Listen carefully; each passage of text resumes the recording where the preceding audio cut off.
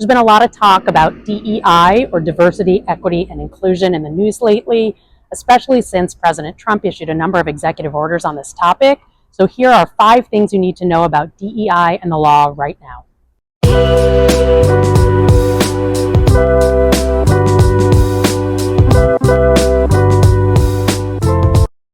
1, DEI is not a thing.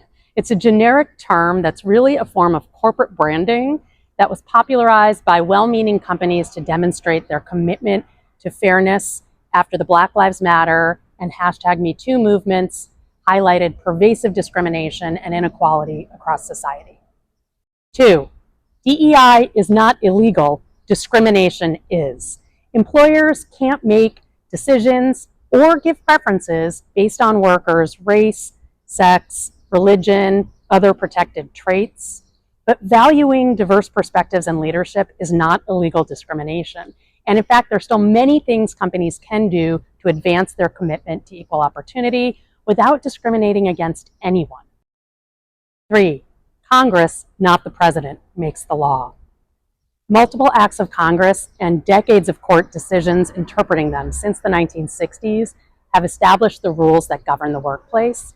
Executive orders are primarily agenda-setting tools for presidential administrations. They can direct the actions of the federal government, but they have no effect on private companies. 4, while businesses might understandably be tempted to stop some of the things they're doing that they think fall under the DEI umbrella, they actually risk greater liability for doing that. And that's because it's private employees and their attorneys who bring the vast majority of discrimination cases, not the federal government. And the anti-discrimination laws are the same today as they were before President Trump took office. 5, non-discrimination is not a zero-sum game.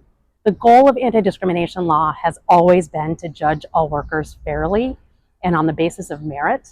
Making changes in your workplace that reduce bias against some employees is not an act of discrimination against other employees. It's actually an act of compliance with requirements under existing anti-discrimination law. For more information, please check out the Legal DEI Project, a new initiative I co-founded to help separate rhetoric from law on DEI.